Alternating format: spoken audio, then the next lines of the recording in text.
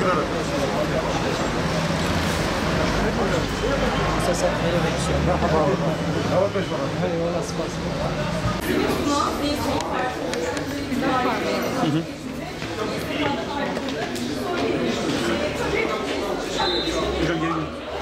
Bizler de Hüdapar olarak 81 ilde 87 seçim bölgesinde listelerimizi hazırlayarak Yüksek Seçim Kurulu'na vermiş bulunuyoruz.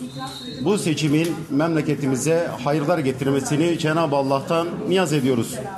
Umarız ve temenni ederiz ki Türkiye'nin ilerisi için huzura, barışa, kardeşliğe, birliğe, beraberliğe vesile olur.